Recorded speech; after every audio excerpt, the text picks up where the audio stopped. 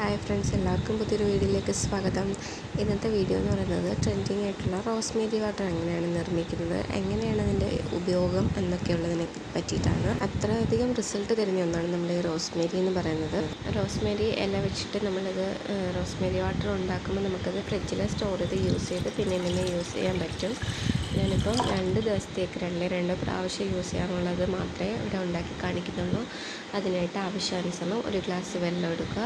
2 teaspoon അളവിൽ ഉണങ്ങിയ റോസ്മേരിയുടെ ഇലകൾ ഇട്ട് കൊടുത്തതിന് ശേഷം നമ്മൾ ഫ്ലെയിം ഓൺ ചെയ്ത് നന്നായിട്ട് വെള്ളം തിളയ്ക്കാൻ വേണ്ടി വെക്കണം.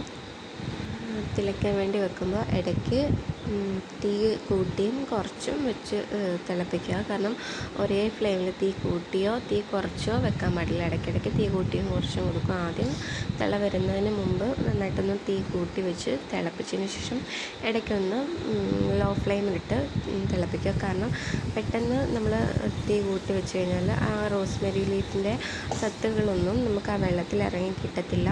അതുകൊണ്ട് പതുക്കെ വെള്ളം തിളച്ചതിന് ശേഷം തീ കുറച്ച് വെച്ചിട്ട് പതുക്കെ അതിൻ്റെ സത്തെല്ലാം ആ വെള്ളത്തിൽ ഇറങ്ങാൻ വേണ്ടിയിട്ട് കുറച്ച് സമയം വെയിറ്റ് ചെയ്യുക. പതുക്കെ വെള്ളം തിളയ്ക്കുന്ന രീതിയിലേക്ക് തീ കുറച്ച് വെക്കുക. അതിനുശേഷം നമ്മൾ ഈ റോസ്മേരി ലീഫ് നന്നായിട്ടൊന്ന് തിളച്ച് അതിനൊരു ബ്രൗൺ ചെറിയൊരു കട്ടൻ കാപ്പിയുടെ ഒരു കളറ് പോലെ ചെറിയൊരു കളറ് മാറിയിട്ട് വരും.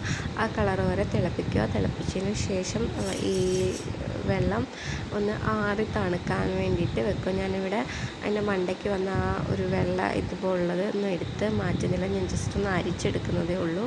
അരിച്ചെടുത്തതിന് ശേഷം നമുക്കിതുപോലെ ഒരു സ്പ്രേ ബോട്ടിലാക്കിയിട്ട് നമുക്ക് യൂസ് ചെയ്യാം.